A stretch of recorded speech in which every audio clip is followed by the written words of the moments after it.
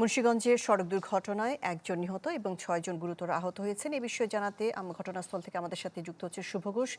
শুভ ঘোষ, কিভাবে ঘটনাটি ঘটলো এবং যে ৬ জন আহত হয়েছে তাদের কি অবস্থা? আপনাকে দেখে মনে হচ্ছে আপনি কোনো একটি হসপিটালে আছেন।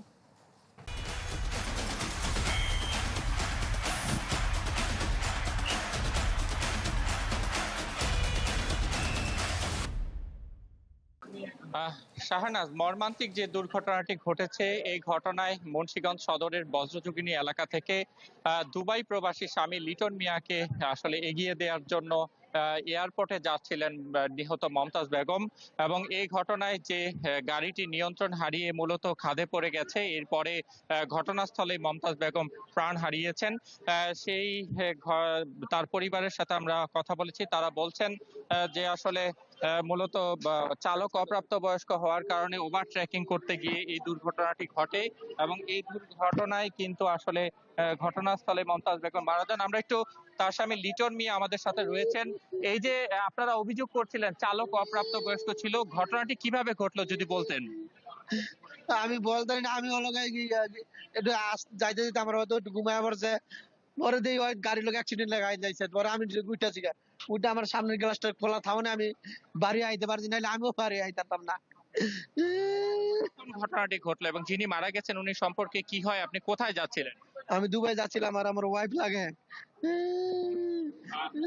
আমরা একটু ফায়ার সার্ভিস, যে মুন্সিগঞ্জ ফায়ার সার্ভিসের উপর সহকারী পরিচালক শফিকুল ইসলাম রয়েছেন, আমরা একটু জানতে চাইবো কিভাবে ঘটনাটি ঘটলো, উদ্ধার অভিযানের সবশেষ অবস্থা কি যদি জানাতেন। আপনারা জানেন যে মুন্সিগঞ্জ থেকে একটি নোয়া গাড়িতে 11 জন যাত্রী নিয়ে এয়ারপোর্ট যাওয়ার পথে এইখানে সিরাজদি খান বউবাজার নামক স্থানে গাড়িটি নিয়ন্ত্রণ হারিয়ে খালে পড়ে যায়। খালে পড়ে গেলে ঘটনাস্থলে মমতাজ বেগম নামে একজন নিহত হয় আর 10 জন আহত হয়। প্রত্যেককে উদ্ধার করে সিরাজদি খান সদর হাসপাতাল আছে এখানে নিয়ে আসা হয়েছে। এখানে যে প্রবাসী তার রাত 8টায় লিটন মিয়া, তার এখানে দুবাইয়ের ফ্লাইট ছিল। সে এখনো সিরাজদি খান এই সদর হাসপাতালে সে অবস্থান করতেছে তার ওয়াইফের কাছে। মূলত তার ওয়াইফ মমতাজ বেগম তিনি এখানে মৃত্যুবরণ করেছেন। আহ, দর্শক শুনছিলেন যে আসলে মর্মান্তিক এই দুর্ঘটনায় কিন্তু চিকিৎসকরা জানিয়েছেন 2 শিশুর অবস্থা গুরুতর না হলেও আশঙ্কাজনক অবস্থায় 5 জনকে ঢাকায় পাঠানো হয়েছে। তার মধ্যে কিন্তু 2 জন নারীর অবস্থা গুরুতর, সেটি কিন্তু তারা বলছিলেন। তো জি, এই শুভ ছিল ঘোষ।